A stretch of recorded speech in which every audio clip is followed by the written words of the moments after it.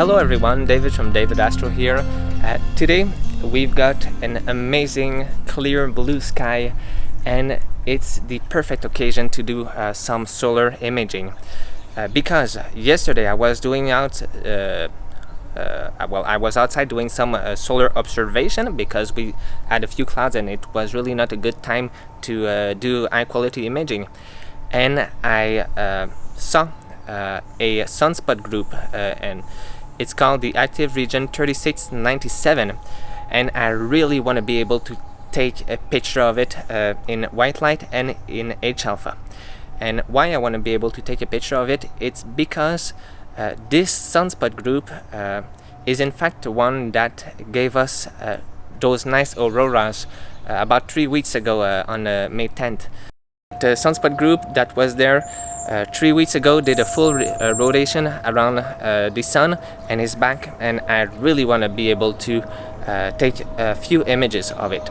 Since I want to be able to capture the sun in essentially two layers of the sun, I want to be able to capture the photosphere and the chromosphere. I need two telescopes. So this is a regular telescope that I was using last night to do some imaging of a globular cluster. And we're going to add a filter on it to be able to observe the sun, because without filters I'm going to burn my eyes and I want to keep my eyes. So I've got two choices: either a front mounted filter or like the Astro Solar Sheet from Baader, or a Herschel Wedge which goes at the back. And I'm going to go with the Herschel Wedge solution because, well, I've got one and I found that this is really the best accessory to be able to see all the granulation and the sunspot and the penumbras of the penumbra of the sunspot in white light. So this is going to be the setup for the photosphere. And for the chromosphere, we're going to use a dedicated solar telescope, and it's going to be the Lunt 80mm H alpha telescope, which I'm going to mount just right here. And this one will allow me to see the chromosphere, so all the solar flares, the eruptions, the filaments. And with both, we should be able to get some nice images of the active region that I really want to be able to image. So yeah, let's get started. We're going to install the wedge, we're going to install the Lunt scope, and we're going to be ready. So let's go. Here we've got our Herschel prism from Baader, which will allow me to convert my large 130mm refractor into a white light telescope to observe the sun. So this will be the new diagonal, and it's a specialized thing. We cannot use a regular diagonal to observe the sun. We really need an Herschel prism, otherwise you might burn your eyes. So let's go install it.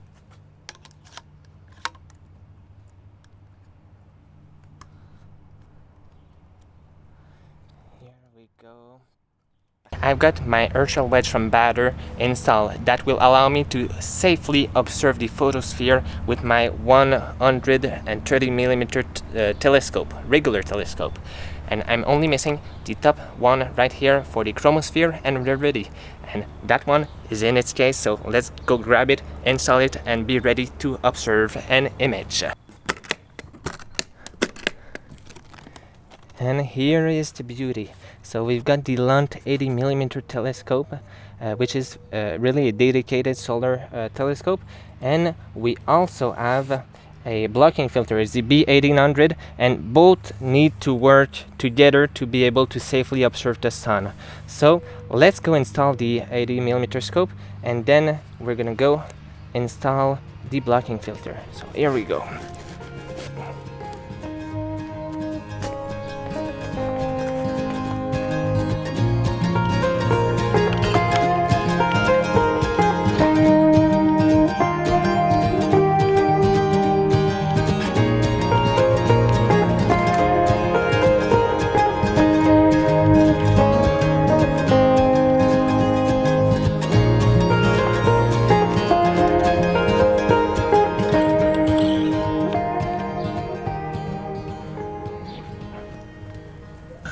There's a solar scope on top, a solar finder on top of the Lunt telescope. So we're gonna use that to center the sun.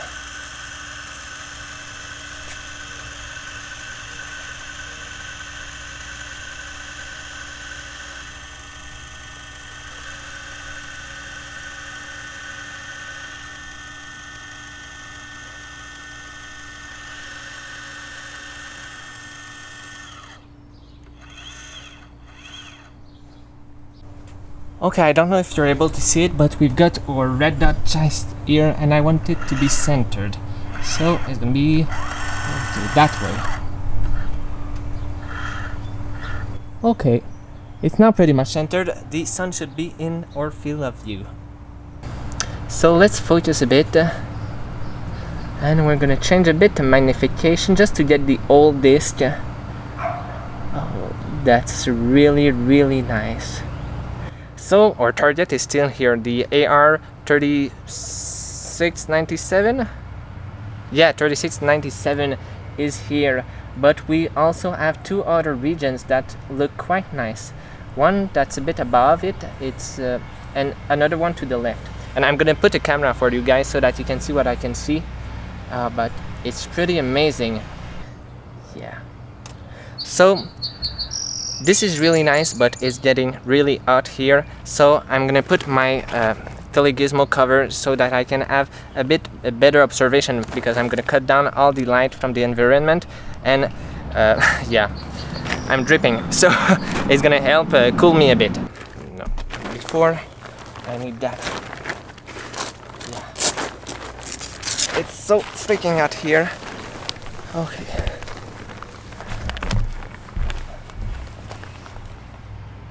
Okay, yeah. It really does all the difference with this cover. It feels stupid, and I probably look weird in it, but damn, it's much better and it's way more comfortable. Okay, yeah. I just want to plug the camera right now, so let me plug it for you so that you can see. Okay, I'm plugged in. We're gonna load Sharp Gap. Oh. And you know what? It's really hot here. Just come with me in the protection of the cover. And I'm gonna put you just like that. Like that, like that. And that's gonna be perfect. Oh. Okay, perfect. Now we're gonna do some focusing.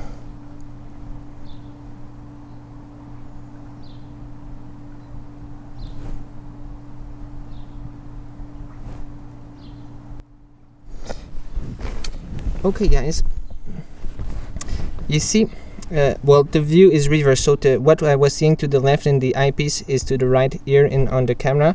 So this is the group that we want to observe. So this is 3697. This is the one from the auroras, but I'm pretty sure this group here and this group here are going to be really nice to observe.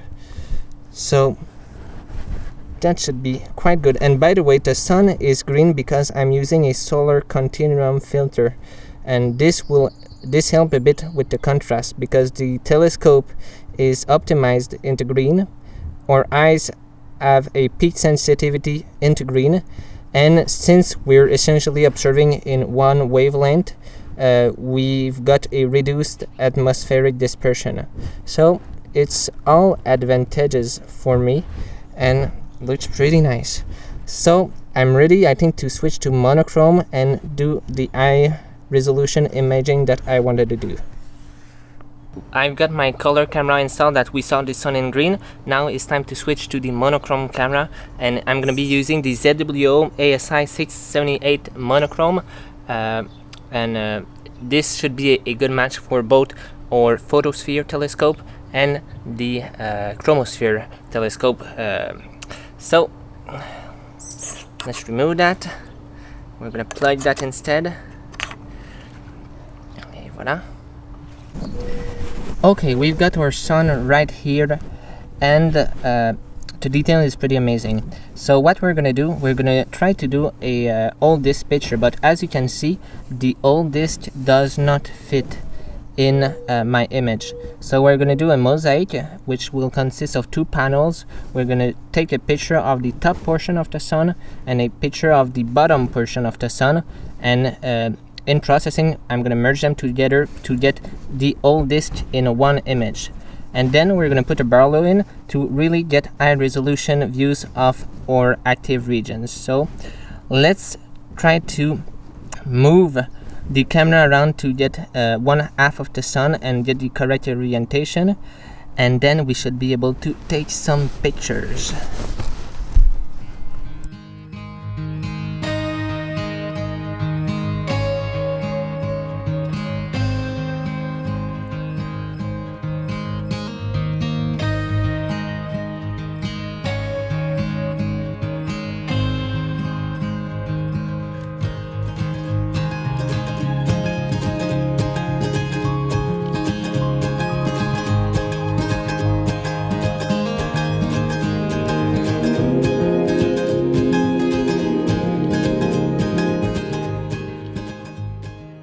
I just took the bottom panel of the sun, I took the top panel of the sun, so next thing will be tonight to process them and merge them together. Now I can switch to add a barlow, a 3-time barlow, to get some higher resolution views of the sun. Gee, nice. Now let's try to do a bit of a tour of the sun.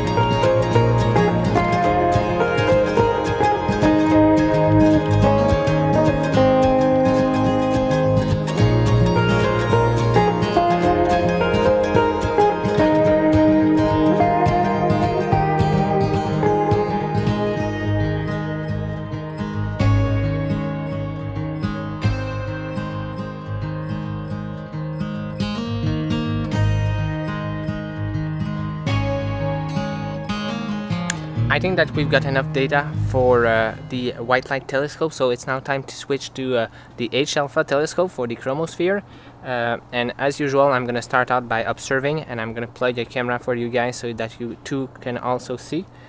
And we're going to see if we've got some nice features to photograph, because in white light I'm really satisfied, so hopefully it's going to be even better in H-alpha.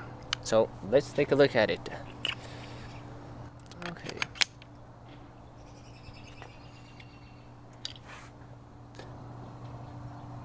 What are you? Oh, I'm gonna find this.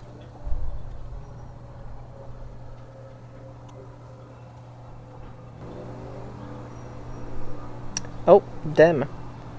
Okay, well, I don't see anything. I only see dots. So I think we're gonna have to take a break.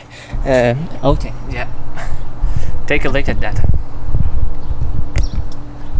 Where is the sun? Right into the top of the tree. So I'm gonna wait a bit, maybe 20 minutes for the sun to go down here, and we should be back. We should be good to continue. So yeah, see you in a bit.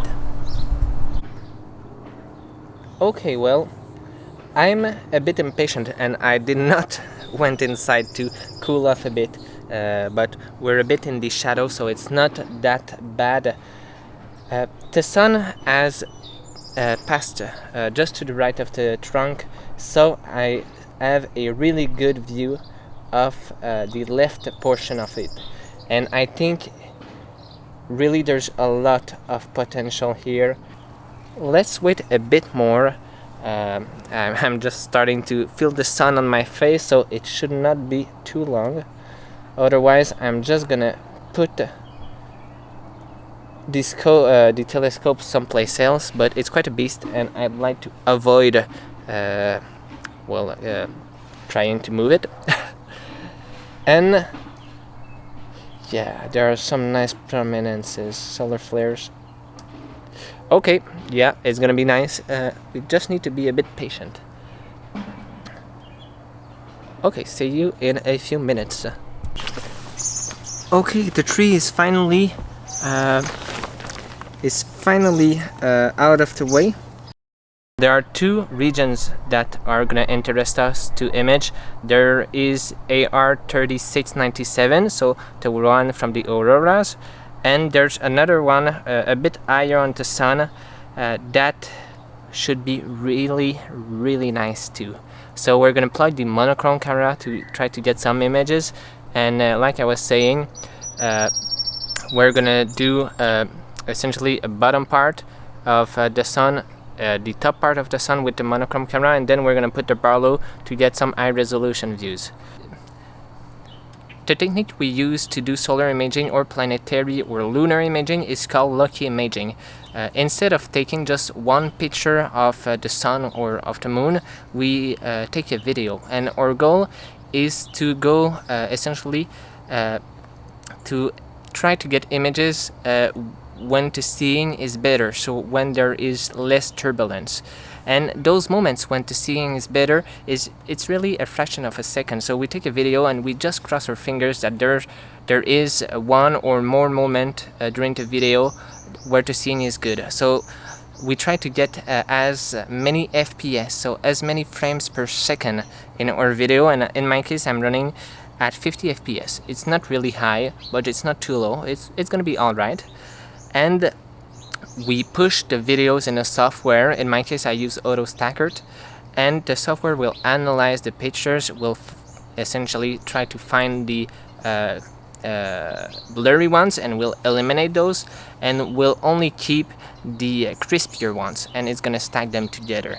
So I've got two halves of my sun now, and I'm gonna put the Barlow to take some more videos, high resolution videos of the active regions, and hopefully when we stack everything together it's gonna look good.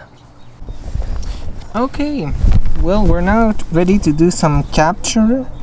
So I switched the output format to .ser, and we've got our prominence just here. And yeah, let's take a quick capture of 500 frames for that one.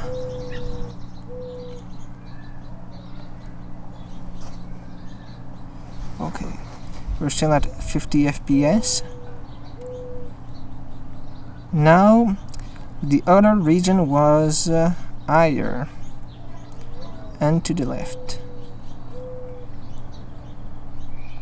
Yeah, just here. And we've got some nice prominences. So this is a framing that I like, and quick capture.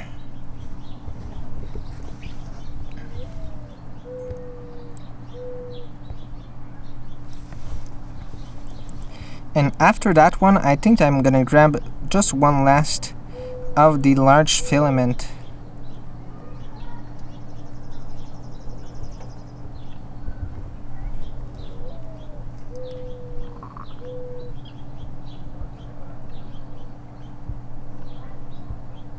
Yeah, maybe like that. Just to see the whole length. Quick capture. So after that one, we're pretty much done with the imaging that I wanted to do. And it will be time to go home and do some processing to see if we've got lucky and got some good images out of this session. Perfect, so see you when I'm back at home. This afternoon we have taken a few videos of the sun and its feature in H-alpha and in white light. But our goal was not to take videos, our goal was to take images, and the videos were essentially only a technique to produce those images, and the technique was called lucky imaging. So we only wanted to essentially take a video, and in that video we hope that there are moments where the seeing is better, when the images are sharper. And we will only select those sharper images, and we are gonna throw away all the junk. And we are using for that a software called AutoStacker, which is currently analyzing the images, and it will tell us what images, well, which images are the best and which are the worst. And then we will tell the software to only keep the best and stack them together. And why we want to stack? It is to increase the signal and reduce the noise. So we want to stack as much as possible, but we only want to stack sharp images. We don't want the blurry ones. And we don't want to do it by hand, of course, and this is why we use AutoStacker. We will run every video that we took into AutoStacker, and once it has produced one image per video, we will go into another software to do some sharpening, to reduce the noise of the images, and maybe to add some colors, because it's nice to have the sun in yellow, in orange. So we are manually gonna add those colors in processing. So let me do the stacking of each and every video, and we will see you in a bit with in the processing software. We've now stacked all our images in AutoStacker, and I now move on to the processing part of the images, because even though we've captured a lot of really nice images, I'd like to add some sharpness to them. I'd like to maybe add some colors to the H-alpha images, because monochrome is nice and it's way more sensitive, but it's black and white, and the sun, I'd like it to be orange. And I'm gonna do all that in PixInsight. And for white light and for H-alpha, I keep the processing extremely simple. I simply do a deconvolution, and I use the solar toolbox to process my images. And just so that you are able to see what kind of result we've been able to get, what kind of stacked image we've been able to get before processing, let's take a look at the target I've been talking at the beginning of the video. So AR3697 in white light. So we have taken a 500 frame video, and we've rejected 400 frames from that video to only keep 100 frames of it, and we've stacked all those frames together to produce that. And this is the sunspot that a few weeks ago produced auroras here near Montreal, and not just near Montreal, but it was almost everywhere. Almost everywhere in France. It was in Ontario. It even got down a bit in the US. So yeah, take a look at that. Take a look at all the granulation at the penumbra of the sunspot. It's quite amazing, but we've got a bit of blurriness that I'd like to fix, and I'm gonna do that with the convolution and the solar toolbox. And I've already did some tests, and here is what I'm able to get when I do a bit of processing. Hop. And you're gonna say to me, well, David, they look pretty similar, but not that much. It's the same image, but take a look at the better sharpness in it. I think a side-by-side comparison would be beneficial. Let me arrange that right now.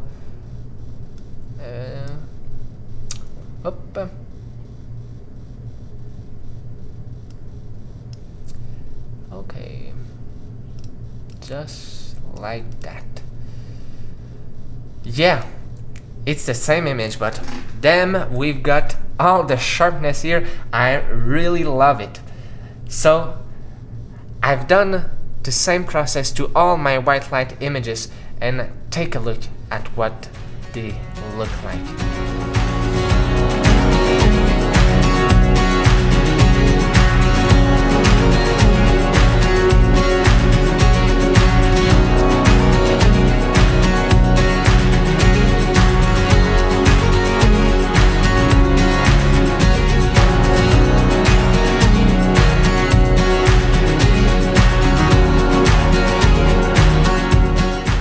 That was the photosphere of our sun.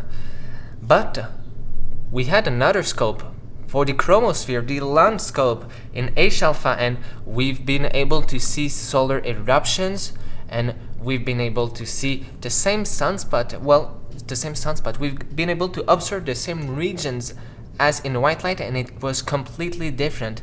Here, take a look at our target, AR3697, but in H-alpha now. Wow! That's completely different from the white light image, and we've got some filaments here in the active region. We see a bit of sunspot, and yeah, this is the same region as this, but it is a different depth of the sun. It's a different layer of the sun, and wow. I don't really know what to say. It's good, but it gets even better because we can do some processing. I was saying I wanted orange and I want a bit more sharpness, and take a look at that. AR3697, but with a bit of the convolution and solar toolbox. This is the sun, and it's marvelous.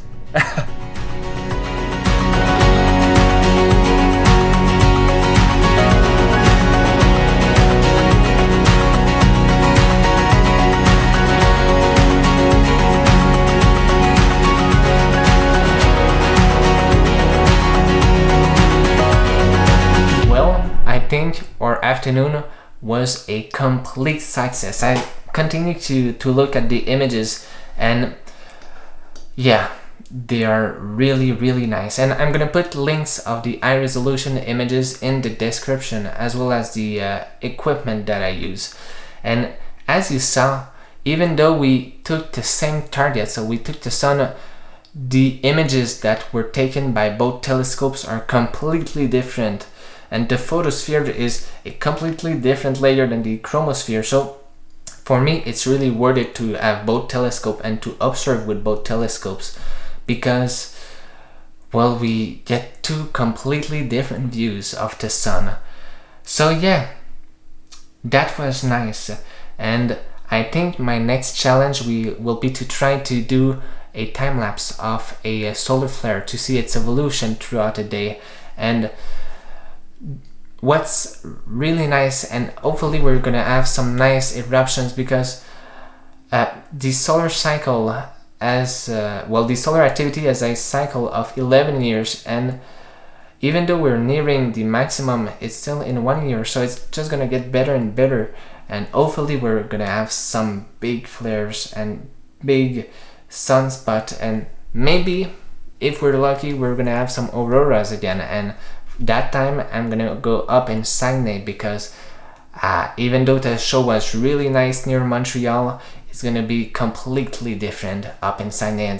It's completely different. So yeah, really satisfied. If you got any questions, don't hesitate to leave them in the comments, or you can always email us. It's always a pleasure. And otherwise, thanks for watching, and see you in the next video. Bye guys.